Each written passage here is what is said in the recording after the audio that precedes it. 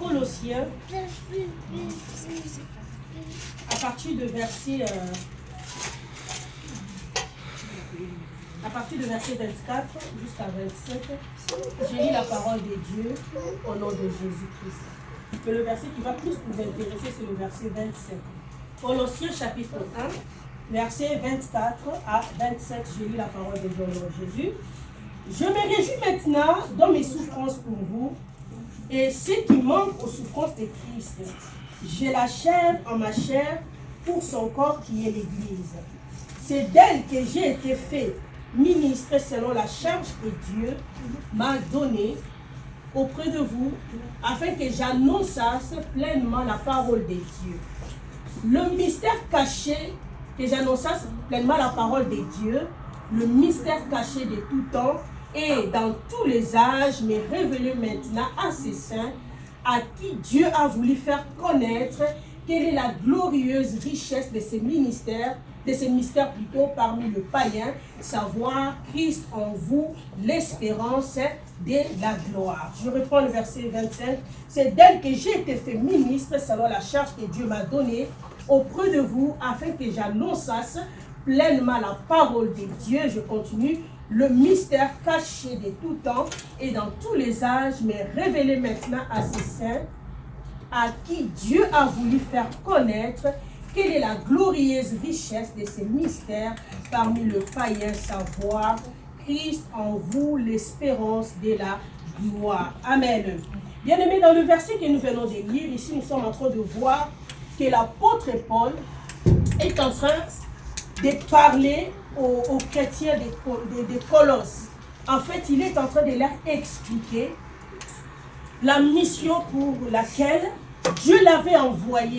Amen. Amen. Dans le verset 25, il dit, donc il est en train de parler de la charge que le Seigneur lui a donnée, le ministère qu'il a, selon la charge que Dieu m'a donnée auprès de vous, afin que j'annonce pleinement la parole de Dieu.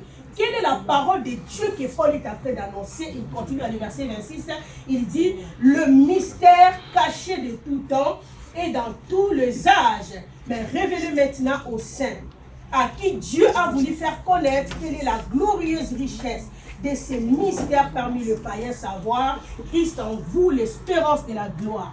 En fait, ici, l'apôtre Paul est en train de décrire, d'expliquer la mission qu'il a auprès des saints. Amen.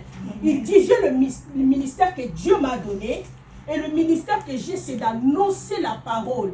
Et la parole que je suis en train d'annoncer, c'est le fait de vous révéler un mystère. Il dit bien aimé ici que c'est le mystère. De vous révéler le mystère qui a été caché. Il dit, c'est un mystère qui est caché de tout temps et dans tous les âges, mais révélé à ses saints. Quel est ce mystère qui est caché? Le mystère qui est caché, ici il le dit, donc la glorieuse richesse de ces mystères parmi le païen et de savoir Christ en vous, l'espérance de la gloire. Il est en train d'appeler cela un mystère caché de tout temps. Amen. Un mystère caché dans tous les âges, mais révélé, amen, aux saints, révélé aux enfants de Dieu, révélé aux païens. Quel est ce mystère? On dit la glorieuse richesse de ces mystères et de savoir Christ en vous, c'est l'espérance de la gloire. Amen. Amen. Pourquoi il appelle cela un mystère? Un mystère, c'est quelque chose qui est caché. Amen. C'est quelque chose qui n'est pas révélé. Amen. Il dit, cela est un mystère. Et c'est un mystère qui a été caché de tout le temps. Amen. Un mystère caché dans tous les âges. C'était de savoir que Christ en vous, l'espérance de la gloire. Donc c'est quelque chose que les gens, donc nos pères anciens ne connaissaient pas cela. Amen. Parce que le peuple d'Israël, quand on parle de Dieu, pour eux bien aimer, c'est un être qui est glorieux. Oui, il est glorieux. Et la façon dont eux, ils voient Dieu, ils voient que Dieu, c'est quelqu'un qui aime trop la justice. Et quand tu pêches, il frappe. Amen. Et nous connaissons bien aimé dans la loi, quand le souverain sacrificateur entrer, bien aimé, dans le lieu très saint pour aller donner des offrandes par rapport au péché du peuple, si lui-même, le souverain sacrificateur, il n'est pas sanctifié, donc tellement s'il entrait, Dieu les tuait même à l'intérieur. Donc pour Israël, Dieu était, donc ils avaient très peur. Amen. Ils ne pouvaient jamais imaginer que Dieu peut habiter dans l'homme. Amen. Si déjà Dieu n'est pas en l'homme, il fait des choses là, il est tellement saint, tellement pur, moindre erreur, il frappe, bien aimé. À combien faut-il habite en toi? Amen. Et toi qui es un pécheur, un Dieu saint habité dans l'homme, mais l'homme sera détruit. Amen. Un Dieu terrible habité dans l'homme. Amen. Donc c'était un mystère. Alléluia. Et l'apôtre Paul appelle cela un mystère caché de tout temps et dans tous les âges. C'était de savoir Christ en vous, l'espérance de la gloire. Amen. Ce qui a été caché, bien-aimé, Dieu l'a révélé en Jésus-Christ. Amen. Ce mystère a été révélé par Jésus-Christ. Alléluia. En fait que tous ceux qui croient en Jésus, Dieu se révèle à eux. Amen. Parce que Jésus-Christ même, il est Dieu. Alléluia. Donc ce mystère a été révélé aux païens à la venue de Jésus-Christ. C'est en lui que ce plan caché a été manifesté. Christ en vous. Donc Dieu a voulu que son Fils Jésus-Christ puisse vivre dans le cœur de l'homme, de quiconque croit en lui. Amen. Cela est un mystère. Et l'apôtre Paul dit bien, Christ en vous, l'espérance de la gloire. Pas Christ avec vous, mais Christ en vous. Donc Christ qui vit en toi, c'est l'espérance de la gloire. Donc quand Christ est en toi, la gloire, bien-aimée, devient pour toi, bien-aimé, une promesse. Alléluia. Parce que nous devons savoir, quand on parle de l'espérance en un mot, c'est l'attente. Amen. C'est l'attente. Amen. Et on dit que si Christ est en toi, la gloire devient une attente. Amen. Donc on ne peut pas attendre quelque chose qu'on n'a pas reçu la promesse sur ça. Amen. Comme si on te dit peut-être que tu attends quelque chose. Donc tu sais le pourquoi tu l'attends. Amen. Soit parce que tu as reçu une promesse. Alléluia. On t'a promis de te donner la chose. C'est pour cela que tu attends. Et ici la Bible nous explique que dès que Christ est en toi, la gloire devient une promesse pour toi. Je vais pas aller même plus loin. La gloire devient une alliance pour toi. Amen. La gloire devient un héritage. La gloire devient un droit pour toi. Amen. Alléluia. Amen. Pourquoi? Parce que Christ vit en toi. Est-ce que quelqu'un comprend? Amen. Christ en vous, l'espérance de la gloire. Tu peux espérer à la gloire que si Christ vit en toi. Si Christ n'est pas en toi, tu ne peux pas espérer à la gloire. On espère en la gloire lorsqu'on est sûr d'avoir Christ en nous. Est-ce que quelqu'un comprend? Christ en vous, l'espérance de la gloire. Alléluia. Amen. Donc, quand Christ est en toi, tu deviens éligible à la gloire. Donc, la condition pour voir la gloire, il faut avoir Christ en toi. Avoir Jésus en toi te permet de vivre, de prétendre à la gloire. Est-ce que quelqu'un comprend quelque chose? Christ en vous, l'espérance de la gloire. Cela était un mystère. Alléluia. Que nos pères n'ont pas connu. Christ en toi. Donc quand Christ vit en toi, la gloire devient ton partage. Tu ne peux pas avoir Christ en toi et rester ordinaire. Quand Christ est en toi, bien-aimé, la gloire, bien-aimé, devient, bien-aimé, ton partage. Alléluia. Parce que Christ et la gloire marchent en commun. Alléluia. Là où il y a Christ, c'est là où la gloire vient. Avoir Jésus en lui, c'est avoir quelque chose, la chose qui attire la gloire. C'est comme un aimant. Amen. Quand tu as Jésus en toi, la gloire, bien-aimé, sera attirée vers toi. Alléluia. Amen. Quand on a Christ, bien-aimé, on a les choses qu'on désire. C'est pour cela qu'un homme de Dieu prêchait, disait, qu'il ne court pas derrière les choses de ce monde. Cherche à voir avec toi Dieu. Et lui attirera vers toi ce dont tu as besoin. Christ en toi, l'espérance de la gloire. Alléluia. Amen. Que celui qui a Christ, bien-aimé, c'est celui-là qui est candidat à la gloire. La présence de Christ en toi te rend éligible à la gloire. Amen. La présence de Jésus dans ton cœur te permet de voir la gloire. La gloire est manifestée que dans la vie de ceux qui ont Christ. Alléluia. Christ en vous, l'espérance de la gloire. On espère à la gloire que lorsqu'on est sûr d'avoir Christ dans son cœur. Alléluia. Il dit Christ en vous, l'espérance de la gloire.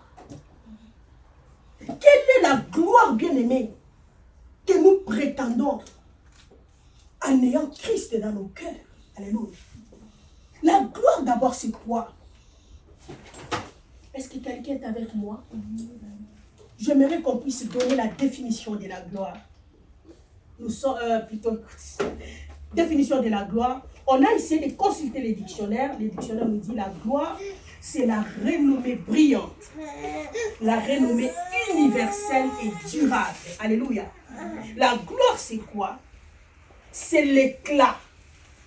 Alléluia. C'est l'éclat que les vertus et les mérites attirent vers quelqu'un. Donc la gloire, c'est l'éclat. La gloire, c'est la brillance. La gloire, c'est la splendeur. Amen. Amen. Alléluia.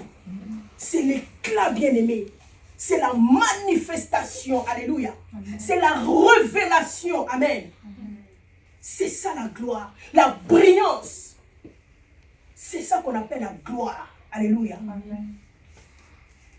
Et la Bible nous dit, quand on a Christ, on espère à la brillance. Donc la présence de Jésus dans nos vies nous donne accès à la gloire. Nous donne accès, bien-aimé, à la brillance. Nous donne l'accès à l'éclat. Alléluia. Nous permet, bien-aimé, de se manifester. Et la gloire a des dimensions. Par la grâce de Dieu, j'ai essayé de relever 3 dimensions de la gloire à laquelle nous prétendons lorsque nous avons Jésus en nous. Alléluia. J'aimerais qu'on puisse lire. Nous sommes dans les livres. Merci Jésus. Alléluia. Prenons plutôt les livres d'Éphésiens, chapitre 2, verset 12. Lisons cela au nom puissant de Jésus-Christ à Nazareth. C'est lui qui trouve en premier, peut lire pour moi aussi. Éphésiens chapitre 2, verset 12. Je lis la parole de Dieu au nom de Jésus. Éphésiens 2, 12. Souvenez-vous que vous étiez en ce temps-là sans Christ, privés du droit de citer en Israël, étrangers aux alliances de la promesse, sans espérance et sans Dieu dans le monde. Ici, on est en train d'expliquer que lorsqu'on n'a pas Christ, on est considéré comme étranger des promesses de Dieu. Amen. Lorsqu'on n'a pas Christ, bien-aimé, on n'a pas le droit de citer en Israël. Alléluia. Donc quand on n'a pas Christ, on est privé de tout ce qui est divin. Amen. Et on continue juste à la fin, on dit, sans Christ, on n'a pas de Dieu dans le monde. C'est comme un peuple sans Dieu. Amen. En d'autres termes, c'est comme un peuple qui vit sans secours. Amen. C'est comme un peuple qui n'a pas d'appui, qui n'a pas de secours, qui n'a pas, bien aimé, comment je peux dire, là où il peut recourir. Amen. Bien aimé, quand on n'a pas Dieu, on n'a pas de défense. Quand on n'a pas Dieu, on n'a pas de secours. Amen. Quand on n'a pas Dieu, on n'a pas de protection. Donc sans Christ, ici on nous explique que celui qui n'a pas Christ, c'est celui qui est sans défense. C'est celui qui est sans protection. C'est celui qui est sans secours, sans avocat. Amen. Et la Bible nous dit que quand on n'avait pas Dieu, on était pareil. Alléluia. Mais quand on a Christ, les promesses de Dieu deviennent notre héritage. Alléluia. Quand on a Christ, on a Dieu avec nous. Amen. Avoir Dieu, savoir la protection. Avoir Dieu, savoir la défense. Avoir Dieu, savoir les secours. Amen. Avoir Dieu, savoir quelqu'un qui veille sur toi. Avoir Dieu, bien-aimé, savoir quelqu'un qui plaide ta cause. Amen. Quand on n'a pas Dieu, bien-aimé, on est exposé, bien-aimé, à l'ennemi. L'ennemi peut te dévorer à tout moment dont il a besoin. Mais quand on a Christ dans notre cœur, on a cette assurance, on a cette gloire d'avoir Dieu comme notre Dieu. Amen. La Bible nous dit dans le livre des psaumes, heureux le peuple qui a pour l'Éternel comme Dieu. Amen. Donc c'est-à-dire que tu as un Dieu pas comme les autres dieux. Tu as le véritable avec toi. Tu as le glorieux avec toi. Tu as le puissant à tes côtés. Amen. Alors qui pourra te terrasser? Est-ce que quelqu'un comprend? La première dimension, bien-aimée, de la gloire dont, bien-aimé, nous avons lorsqu'on a Christ, la première dimension, c'est le changement de la nature. C'est le fait de devenir enfant de Dieu. Amen. C'est la régénération. C'est la transformation. Quand Christ est dans le cœur, il amène la transformation. Alléluia. Quand Christ est dans le cœur, il amène le changement. Bien-aimé, c'est lui qui a reçu Christ dans son cœur. Véritablement, il expérimente automatiquement cette dimension de la gloire. Est-ce que quelqu'un comprend? Christ en vous, l'espérance de la gloire. Quand on a Christ, alléluia, dans cette première dimension, la gloire que tu expérimentes, c'est la transformation. Amen. Donc ta nouvelle nature, ta régénération, c'est comme on donne l'exemple d'un papillon. Tu étais comme une chenille. La chenille, bien-aimée, marche sur la terre, il mange n'importe quoi. Amen. Mais quand on reçoit Jésus, on quitte l'étape de la chenille et on devient un papillon. Alléluia. On a une nouvelle nature. On finit de ramper dans le sol et on commence à planer dans les airs. Alléluia. C'est ça, bien-aimé, la gloire que nous expérimentons lorsque nous avons Christ dans notre cœur. Alléluia. Amen. Car avoir Christ en vous, c'est l'avoir dans ton cœur. Alléluia. Est-ce que quelqu'un comprend? Quand on a Christ dans le cœur, les choses commencent à changer. Tu ne peux pas voir Dieu en toi et rester le même. Amen. Tu ne peux pas voir Dieu en toi et que ta vie ne change pas. Quand on a Jésus véritablement dans son cœur, physiquement, on est la même personne. Mais spirituellement, on devient une autre personne. Alléluia. Ton langage change. Ta façon de penser change. Alléluia. Parce que Christ en toi, il amène la transformation. Est-ce que quelqu'un comprend? Amen. Quand Christ est avec toi, il te sécurise. Amen. Mais quand il est en toi, il te change, il te transforme. Alléluia. Il fait le travail de fond, le travail du cœur. Christ en vous, c'est l'espérance de la gloire. Amen. Celui qui n'a pas encore expérimenté cette première dimension de la gloire ne peut pas prétendre vivre d'autres dimensions de la gloire. Parce que ça, c'est la première transformation. La présence de Jésus transforme. La présence de Jésus change. Alléluia. Parce que quand Christ vient dans ton cœur, il va te transformer. pour que tu le ressembles. Alléluia. Pour que tu deviennes comme lui. C'est pour cela que l'apôtre Paul dira encore que ce n'est pas moi qui vis, c'est Christ qui vit en moi. Le changement, amen. Alléluia. La présence de Jésus transforme. En tant qu'enfant de Dieu, quand on reçoit Christ, c'est la première dimension de la gloire. Alléluia. Donc tu nais de nouveau. Amen. Donc le toi là qui est gardé, qui est en toi, donc ça s'explose. Alléluia. Comme si tu apparais à nouveau.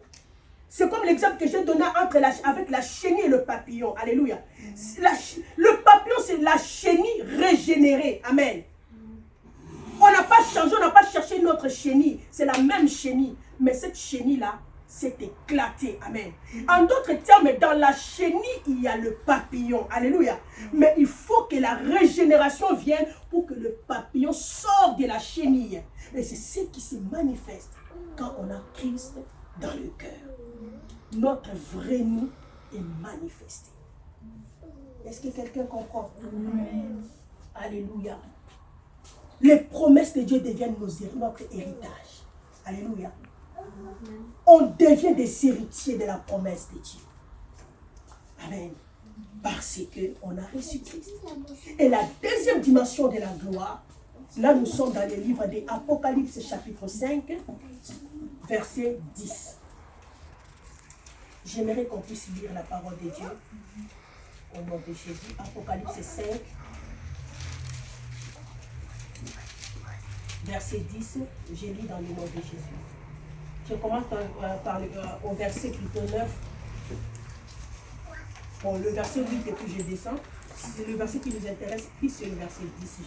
Je lis la parole de Dieu au nom de Jésus. Quand il y eut pris les livres, les 4 êtres vivants et les 24 vieillards se prosternèrent devant l'agneau, tenant chacun une harpe et des coupes d'or remplies de parfums qui sont de prières des saints. Et ils chantaient un cantique nouveau en disant: tu es digne de prendre les livres et d'en rompre les sceaux, car tu as été immolé et tu as racheté pour Dieu par ton sang des hommes de toutes tribus, de toutes langues, de tout peuple et de toutes nations. Tu as fait d'eux un royaume et des sacrificateurs pour notre Dieu, et ils régneront sur la terre. Amen. Amen. Dans ces versets, la Bible est en train de nous parler de l'œuvre que Christ a accomplie. Amen. La Bible nous dit que les 24 vieillards commencèrent à chanter, se prosterner devant Jésus. Ils jetaient leurs couronnes remplies de parfums. Amen. Ils chantaient, ils célébraient Jésus à cause de ce que Christ a fait, à cause de l'œuvre qu'il a accomplie à la croix. Et ils chantaient, ils disaient que tu as racheté pour Dieu le peuple de toutes les nations, de toutes les langues. Et tu as fait d'eux un royaume et des sacrificateurs pour Dieu. Et ils régneront sur la terre. Donc tu as fait d'eux un royaume et des sacrificateurs pour Dieu. Et ils doivent régner sur la terre. Par là, nous comprenons que Christ a racheté les gens pour que ces gens-là règnent. Amen. Il nous a rachetés pour que nous puissions régner où? Sur la terre.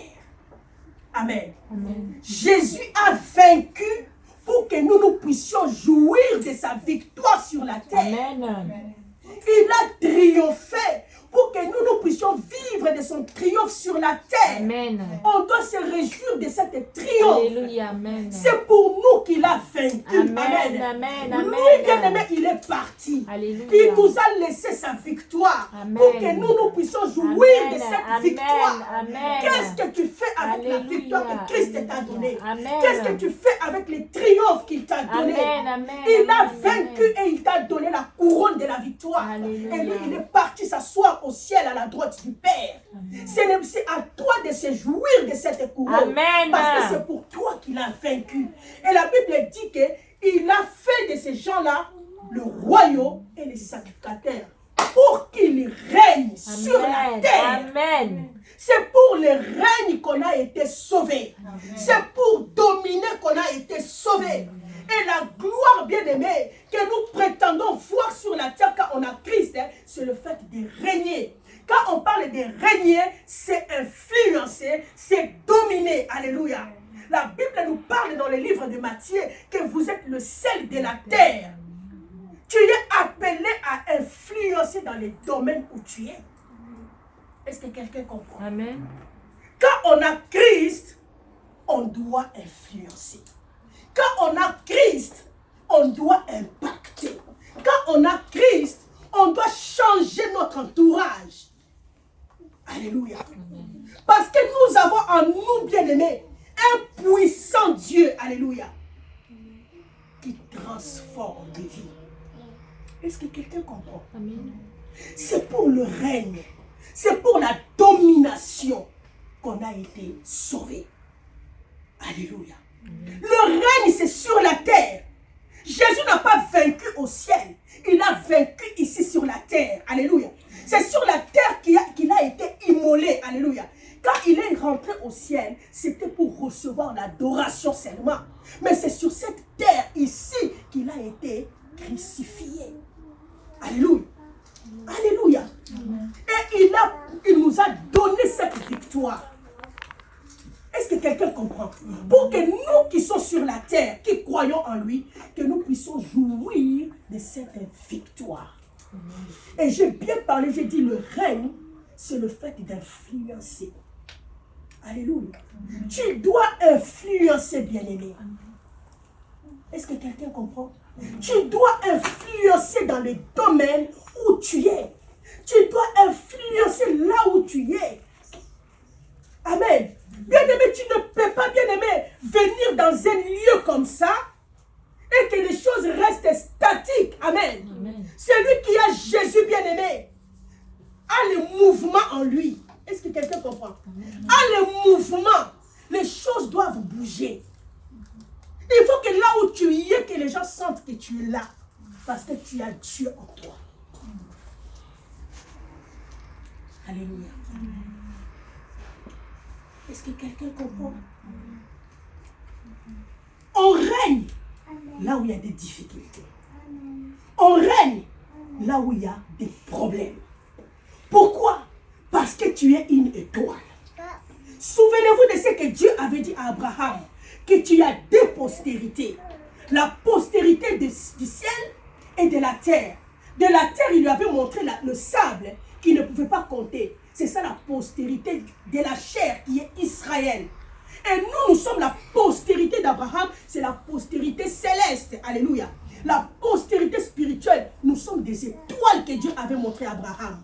En tant qu'étoile, on règne que là où il y a le noir. C'est la nuit que l'étoile apparaît. Est-ce que quelqu'un comprend? Comme on est là, il y a des étoiles, mais tu ne peux pas les voir. Alléluia. Il faut que la nuit tombe pour que tu remarques la présence des étoiles. L'étoile domine que là où il y a des problèmes. C'est là où il y a des problèmes que tu dois, bien aimer, marquer, bien aimer, manifester ton Dieu. Un enfant de Dieu ne fuit pas des problèmes, ne fuit pas des difficultés. Il les affronte pour manifester les dieux qu'il a en lui. Est-ce que quelqu'un comprend? C'est dans le noir que tu brilleras. C'est dans le noir que tu seras remarqué. Un enfant de Dieu doit être porteur de solutions. Amen. Bien-aimé, ta vie ne peut pas devenir utile si tu n'es pas encore devenu une solution pour les autres. Est-ce que quelqu'un comprend? Amen. On devient utile lorsqu'on devient une solution pour les autres. Tu as été créé pour donner des solutions. Parce que tu portes en toi un Dieu de solutions. Comment toi tu peux arriver quelque part que les choses ne changent pas? Tu as la solution en toi. Jésus n'a pas seulement la solution, mais il est la solution en personne. C'est toi qui portes la solution en toi. Est-ce que quelqu'un comprend? C'est pour ça qu'on a été, bien-aimé, envoyé sur la terre. La présence de Jésus en toi, c'est pour que tu deviennes, bien-aimé, quelqu'un qui porte la solution. Christ en vous, c'est l'espérance de la gloire. Et la gloire que tu prétends avoir va se manifester lorsque tu deviens une solution. La gloire, c'est l'éclat.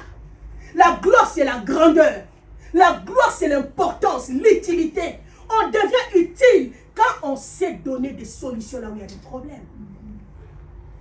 Est-ce que quelqu'un comprend? Il y a un homme de Dieu qui venait juste de mourir, le prophète Ibidocho. Pendant bien aimé son funérail, il y avait des mots, des circonstances que les gens parlaient. Bien aimé, tu vois que les gens pleurent. Il était bien aimé côtoyé par des présidents des républiques, des présidents des pays. Amen. Mais malheureusement, dans son propre pays, il n'était pas vraiment accepté. Mais ce sont des présidents d'autres pays qui venaient. Alléluia. Pourquoi? Parce que il s'est fait une solution là où il y avait le besoin. Amen. Il y avait des veuves qui pleuraient. En fait, le veuve ne pleurait pas, mais le veuve se réjouissait en disant plutôt que Yoshua nous a essuyé les larmes. Par rapport à ce qu'il faisait, on a dû même oublier qu'on était... D'autres veuves disent, on oubliait même qu'on était veuve à cause de sa présence. Amen. Et son nom est parti plus loin parce qu'il cherchait là où il y avait des problèmes. Alléluia. Lorsqu'il entend seulement un problème dans un pays, il était présent pour apporter son aide. Alléluia. Il cherchait des solutions, des problèmes pour pouvoir manifester Dieu. Amen. Et je vois d'ailleurs dans un documentaire comme ça, il était dans un pays, je ne sais pas si c'est République Dominicaine, il a construit, par exemple qu'il y avait une école, mais il y avait le tremblement des terres et l'école était écroulée. Et lui, il est venu, il a construit l'école. Et le jour de l'inauguration, il était là, on lui a donné, il écrivait dans le tableau, les enfants étaient là, il leur écrivait que Jésus vous aime, Jésus vous aime. Et les enfants répétaient cela. Amen. Tu sais bien aimé, quand tu donnes, alléluia, tu reçois un pouvoir. Amen. Quand tu sais donner à quelqu'un, tu attires l'attention de cette personne-là vers toi. Et tout ce que tu lui diras, il va écouter. Est-ce que quelqu'un comprend? Le moyen de présenter notre Dieu, c'est de chercher là où il y a des problèmes et de chercher des moyens pour donner des solutions. Envie d'attirer l'attention de ces gens-là pour qu'ils écoutent le message que nous avons de Dieu. Est-ce que quelqu'un comprend? Amen. Tu es appelé à influencer. Tu es appelé, bien-aimé, à régner, à dominer. Alléluia.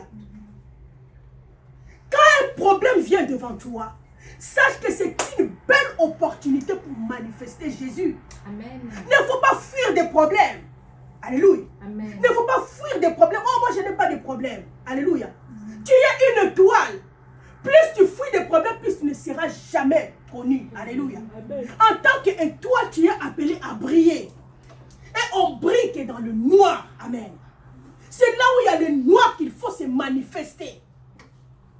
Le temps où nous sommes en train de traverser, c'est le temps des étoiles. Alléluia. Parce que le monde est agité. Le monde est en trouble. Dieu cherche des étoiles qui peuvent s'élever pour pouvoir briller dans ces temps, pour pouvoir manifester Dieu dans ces temps. Alléluia. En tant que lumière, tu es appelé à éclairer. Tu es le ciel qui doit donner la saveur. Tu es le ciel qui doit influencer. Et il y a un verset de la Bible qui nous dit d'ailleurs que la main qui donne, c'est la main qui domine. Alléluia. Quand tu donnes, bien aimé, tu prends autorité sur la personne à qui tu donnes. Alléluia. Donc tu ne prends pas autorité dans un mauvais sens, mais tu attires juste son attention pour pouvoir lui parler de ton Dieu. Alléluia. Pour pouvoir prier avec lui. Hier, on était d'ailleurs, quand maman Esprit était venue nous voir à la maison, il nous a donné en fait, une belle idée. Il nous a dit, dans des foyers que nous voyons là, il y a des gens qui ont besoin des aides. C'est vrai qu'on n'a pas beaucoup. Mais on peut commencer commencer à mettre même quelque chose de côté. Tu achètes une boîte de sardines, tu mets de côté. Tu as un habit que tu ne portes plus, tu le laves, tu repasses bien, tu mets de côté. À chaque fin du mois, on récolte toutes ces choses-là. Amen. Et on part dans des foyers là. On commence à leur donner. Quand on lui donne, on leur dit que nous sommes une église pentecôtiste. En fait, on avait vraiment pensé à vous. Et on voulait vous donner ces petits présents. Quand quelqu'un reçoit, vous lui demandez, est-ce qu'on peut prier même quelques minutes? Imagine-toi bien, mais celui qui a reçu quelque chose de ta main, il va refuser ta prière. Non. Amen. Il va dire, prier. Et en priant, tu glisses la parole de Dieu. Tu lui donnes l'invitation. Amen. Comme tu connais déjà sa maison. Tu lui demandes même son numéro de téléphone. Demain, je viendrai te prendre pour l'église. Amen. Déjà, il est en position de faiblesse. Vous voyez des stratégies. La main qui donne, c'est la main qui fait quoi? Qui domine. Amen. C'est une belle, bien-aimée idée qu'on doit encore bien mûrir. D'ailleurs, commencez déjà à penser à ça. Amen. Pour qu'à la fin de ce mois, on fasse ça. On puisse faire l'évangélisation. Amen. On descend avec ces dons-là, on garde notre voiture. On entre dans les mains. La personne s'en va, on voulait vous donner ses présents. Amen. Est-ce qu'on peut prier? Amen. Juste quelques minutes. Amen. Même s'il il va accepter. Amen. Parce qu'il a reçu déjà quelque chose de vous. C'est pour cela qu'il ne faut pas mettre de mauvaises choses. Il faut chercher des belles choses. Amen. Amen. Surtout, ils aiment trop manger. Chercher des belles choses. La femme voit demi-carton de cuisses. Amen. Voilà. Il va accepter la prière. Donc vous voyez, c'est ça à ça que Dieu nous a appelés. De dominer, d'influencer. Amen. D'entrer, alléluia. D'influencer. D'apporter la parole à ceux qui ne connaissent pas encore le Seigneur. Est-ce que quelqu'un comprend? Et pour influencer, bien-aimé, j'ai dit il faut donner. Ce n'est pas seulement donner l'argent. Tu peux donner tes idées. Amen. Tu peux donner ce que tu as. Tu peux donner la parole qui est dans ton cœur. Et pour donner, bien-aimé, la grande chose qu'il faut faire, il faut avoir qu'est-ce qu'on peut donner. Alléluia. Il faut être ressourcé dans la parole. Il faut s'enraciner dans la parole. Alléluia. Pour pouvoir donner. Quand la parole de Dieu abonde dans ton cœur, bien-aimé, tu agiras selon la parole. Tu poseras des actes selon la parole. Alléluia. Ce que la Bible dit, c'est ce que tu fais. Jésus est en train de nous dire dans le livre de Jean, chapitre 15. Il dit, celui qui demeure en moi et celui en qui je demeure, porte quoi? Des fruits. Celui qui demeure en moi et celui en qui je demeure. Jésus demeure en nous, bien-aimés, par sa parole. Alléluia. Et nous demeurons en lui en appliquant, en marchant sur ce que cette parole-là dit. Amen. En marchant à la lettre de ce que la parole de Dieu dit. C'est ça, demeurer en lui. C'est agir dans la parole. Comme Pierre avait dit, sur ta parole je jette mes filets. Sur cette parole j'agis. Sur cette parole j'avance. On est appelé à appliquer la parole à la lettre. Alléluia. Parce que la parole, c'est ça la vie. Et Jésus veut qu'on marche ainsi. Est-ce que quelqu'un comprend? Quand on applique la parole, on fait ce que la parole nous dit de faire. La parole nous recommande de dominer. La parole nous recommande de régner. La parole nous recommande d'influencer. Alléluia. Et le temps de régner est arrivé. Le temps de dominer est arrivé. C'est le temps où la gloire de Dieu va se manifester dans ta vie. La Bible dit, lève-toi et brille car ta lumière arrive. Cette lumière-là, c'est ta gloire. Cette lumière-là, c'est ta renommée. Cette lumière-là, c'est ton éclat. Ton éclat va arriver et ça te demande d'agir pour que l'éclat-là te trouve. Amen. Tu dois poser des actes. Le temps est fini, bien-aimé, que tu restes seulement écouter. Oui, tu as beaucoup écouté. C'est maintenant le temps d'agir sur ce que tu as écouté. Alléluia. Christ en vous, l'espérance de la gloire. Tu espères à la grandeur. Tu espères que les gens te connaissent. Cette gloire, cette renommée, alléluia, devient utile pour les autres. Amen. Fais des problèmes des autres tes propres problèmes. Alléluia. Prends le problème des autres comme tes propres problèmes. Est-ce que quelqu'un comprend? Amen. C'est ça, c'est donner. Jésus dit, celui qui veut être le plus grand de tous doit être serviteur des autres. Amen. Le temps est arrivé que tu sois serviteur pour vivre la grandeur. Est-ce que quelqu'un comprend? Que le nom de Jésus soit béni. Amen. La troisième dimension de la gloire à laquelle nous prétendons, si on a Jésus, c'est l'enlèvement de l'Église. Amen. J'aimerais qu'on puisse lire Nous sommes dans le livre des Tites, chapitre 2. Est-ce que Jésus est en train de parler à quelqu'un? Amen. Tites, chapitre 2. Que le nom de Jésus soit loué.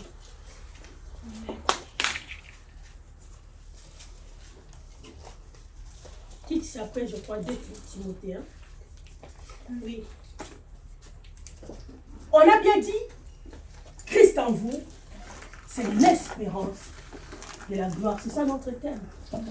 Christ dans nos cœurs, la gloire devient notre attente. Amen. La gloire devient notre héritage. Amen. Nous espérons parce qu'on a reçu une promesse. Et quand Christ habite dans le cœur, la gloire devient une promesse, immédiatement une promesse pour nous. Immédiatement, alléluia. Donc tu as droit de vivre la gloire. Parce que Christ est en toi. Amen. La Bible nous dit, dans le livre de Tite, chapitre 1, non, plutôt Tite, chapitre 2, verset 11 à 13. Mais le verset qui va plus nous intéresser, c'est le verset 13. Car la grâce de Dieu, source de salut pour tous les hommes, a été manifestée. Elle nous enseigne à renoncer à l'impiété et aux convoitises mondaines et à vivre dans le siècle présent selon la sagesse, la justice et la piété. Je m'arrête d'abord là, bien aimé, c'est fort. La Bible nous dit, la grâce, source de notre salut, source de salut pour tous les hommes, a été manifestée. Et cette grâce nous enseigne à renoncer à l'impiété. Bien aimé, vous savez, beaucoup de gens comprennent mal la parole de Dieu. La grâce ne veut pas dire que tu es autorisé à faire n'importe quoi, Dieu va seulement te pardonner. Non. Amen. La Bible explique ici que la grâce, source de notre salut. Amen. Source de salut pour tous les hommes. Tous les hommes ont été sauvés par la grâce. Au moyen de la foi. Amen. Elle nous enseigne à renoncer à l'impiété. Alléluia. La grâce ne nous donne pas l'autorisation de pécher comme on veut. Hein? Amen. La grâce ne te permet pas de rester dans le saleté comme tu veux. Mais la grâce t'enseigne à renoncer à quoi? À l'impiété. Est-ce que quelqu'un comprend? Beaucoup de gens, je connais en Afrique. J'avais reçu en consultation prophétique une sœur qui venait en pleurant. Elle m'a dit qu'il paraît un homme de Dieu, un homme de Dieu voulait la proposer pour être son fiancé. Et l'homme de Dieu là l'obligeait à avoir des relations intimes avec elle avant le mariage. Et la sœur dit, mais toi tu es un homme de Dieu. Écoute ce que l'homme de Dieu dit. Et c'est quoi l'œuvre de la grâce? Nous sommes la grâce et amis. Amen. Si on tombe dans les péchés, c'est ça la mission de la grâce. Vous comprenez un peu? La femme lui dit, mais tu ah, et ça fait quoi? À quoi? Comment on dit? Je ne sais pas si elle s'explique bien. Nous sommes la grâce et amis. C'est-à-dire, la grâce. À quoi ça sert? À quoi ça sert la grâce? C'est ça. Vous comprenez? Donc, tu peux tomber dans le péché comme tu veux. Parce que tu es dans la grâce. Non. Tu as mal compris la grâce. La Bible nous dit bien, elle nous enseigne à renoncer à l'impiété. Amen.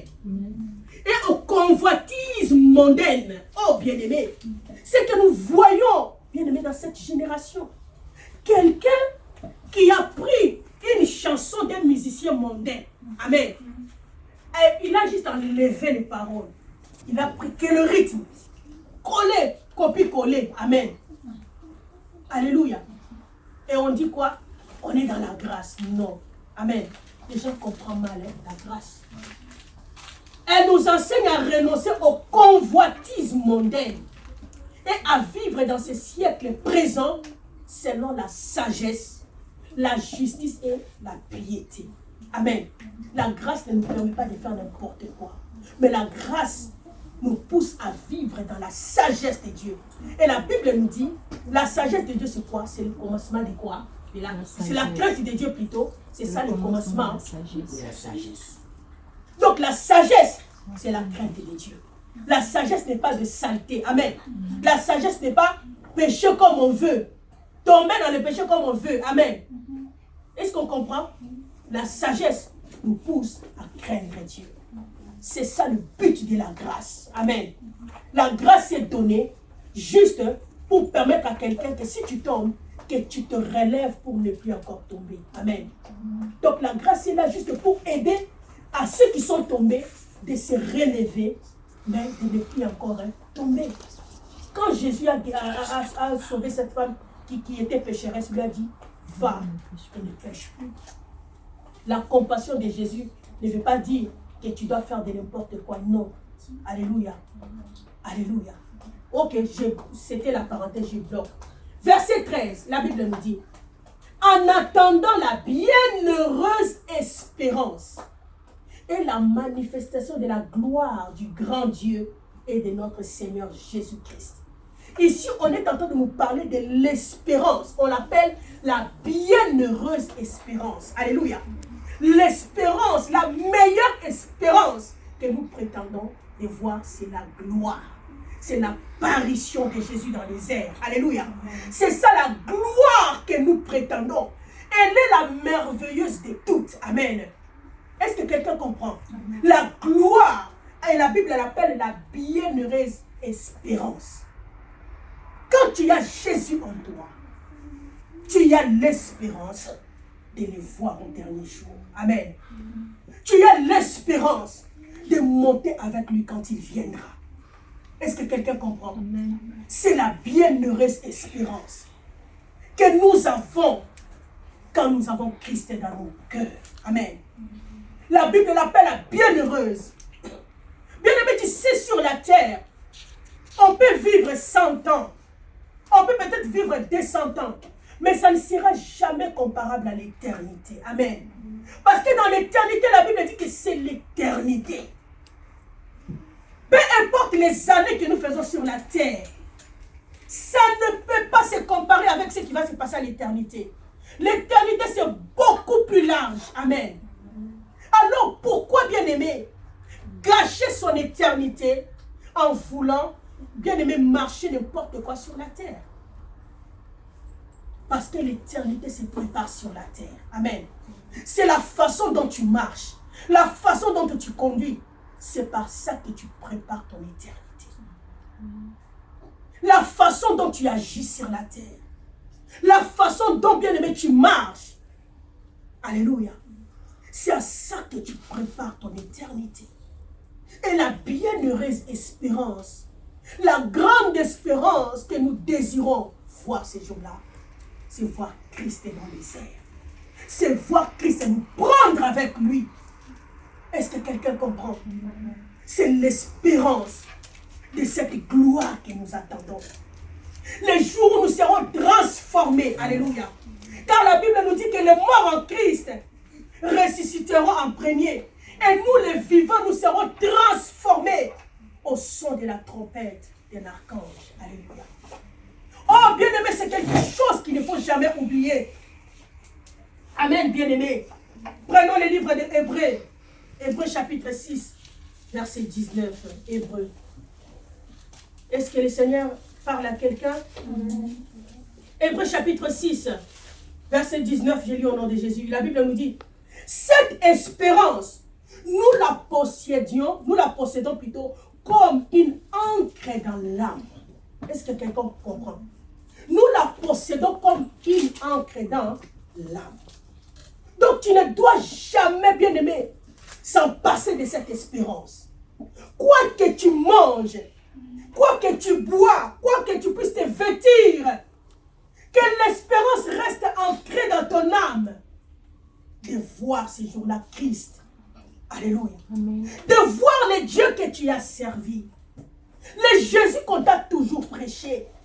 Le Dieu que tu as toujours chanté. Sans l'avoir vu. Amen. Ces jours-là, tu le verras. Ces jours-là, il apparaîtra devant toi. Il te prendra avec lui. Et il t'amènera dans le lieu de repos. Ces jours-là, il essuiera les larmes de son peuple. La Bible dit, cette espérance, nous la possédons comme une ancre dans notre âme. Sûre et solide, elle pénètre au-delà du voile. Amen. Alléluia. Bien-aimé, garde cette espérance en toi. Alléluia. Garde cette espérance. Ne la perds jamais. C'est en gardant cette espérance que tu feras attention dans ta marche sur la terre. Amen. Tu sais, bien-aimé, les gens qui se comportent n'importe comment, ce sont les gens qui n'ont pas d'espérance. Alléluia. Ils n'espèrent en rien. C'est pour cela qu'ils croient que la vie c'est fini sur la terre. Que la vie va finir. La vie c'est tout ce qu'on vit sur la terre. Non. Ça c'est juste l'avant-goût. Amen. La vraie vie nous attend. Garde cette espérance. C'est ce qui fera que tu marches, bien-aimé, avec crainte de l'Éternel. Que tu saches où mettre ton pied, ou ne pas mettre ton pied. Amen. Que tu saches quoi dire et quoi il ne faut pas dire. C'est cette espérance. Est-ce que quelqu'un comprend? C'est cette espérance. L'espérance d'être enlevé. C'est ce qui t'empêchera de faire le mal. C'est ce qui t'empêchera de rétrograder dans la foi. Ceux qui abandonnent la foi, c'est ceux qui perdent cette espérance. Est-ce que quelqu'un comprend? C'est lui qui n'a plus d'espérance que Jésus reviendra. Il commencera à faire de n'importe quoi. Alléluia. Ceux qui rétrogradent dans la foi, ce sont les gens qui ont perdu l'espérance. L'espérance de voir Jésus. Amen. Est-ce que quelqu'un comprend? Prenons encore le livre des Hébreux. Hébreux chapitre 6 toujours. Je prends le verset 11. La Bible nous dit, nous désirons que chacun de vous montre le même zèle pour conserver jusqu'à la fin une pleine espérance. Est-ce que quelqu'un comprend? Donc tu dois conserver cette espérance avec zèle. Amen. Est-ce que quelqu'un comprend? Tu dois la conserver. L'espérance, on la conserve. Comment la conserver? C'est en demeurant dans la prière. Alléluia. C'est en écoutant la parole de Dieu. Est-ce que quelqu'un comprend? C'est en lisant la Bible. C'est le moyen où on conserve l'espérance. Amen. Demeurez bien-aimés dans l'intimité avec Dieu. C'est la seule moyen qu'on conserve l'espérance. Quand l'espérance n'est plus là, la personne chavire dans la foi. Amen. La personne s'égare. L'espérance. Et la Bible nous dit qu'il faut la conserver. Amen. C'est ce qui fera, bien-aimé, que tu continues à marcher, à craindre Dieu sur la terre. Surtout les choses que nous voyons dans le monde. Alléluia. N'expose pas tes yeux à n'importe quoi. N'expose pas tes oreilles à n'importe quoi. Car l'espérance, on la protège. L'espérance, on la garde. Alléluia. On la protège jalousement. Car tu peux la perdre. Si tu la perds, sache que tu perds ton âme. Ton âme est perdue. Est-ce que quelqu'un comprend? Alléluia. Prenons aussi encore Hébreux chapitre 10, verset 23. Je suis presque à la fin là. Et on va prier pour la gloire de Dieu. Hébreux chapitre 10, verset 23. Je lis la parole de Dieu au nom de Jésus. Retenons fermement la possession de notre espérance. Est-ce que quelqu'un comprend? La possession de notre espérance. Car celui qui a fait la promesse est quoi? Est fidèle. Il y a une promesse qu'il nous a faite par Jésus. Il a dit, je pars préparer une place. Amen. Il y a plusieurs demeures dans la maison de mon Père.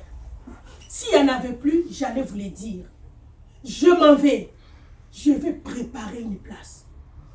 Et quand je finirai de préparer, je reviendrai. Amen. Je reviendrai.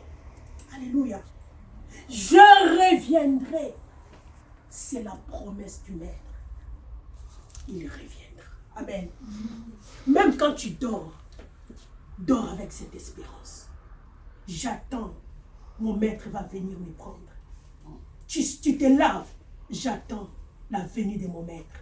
Tu manges, j'attends la venue de mon maître. Alléluia. Tu es à l'école, j'attends la venue de mon maître parce qu'il va venir.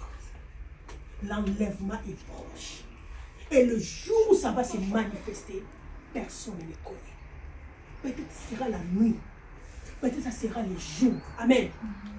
Mais toi, ne sois pas surpris. Amen. C'est pour cela, protège l'espérance que tu as. Il reviendra pour te prendre. Christ en nous, l'espérance de la gloire. Déclare, Christ en moi, l'espérance de la gloire. Déclare encore, Christ en moi, l'espérance de la gloire. Déclare encore, Christ en moi, l'espérance de la gloire. Déclare encore, Christ en moi, l'espérance de la gloire. On s'élève là où nous sommes, gloire à Dieu. Merci Jésus. Parisoya gari bagari. Rebe kontele begoria. Aresoya.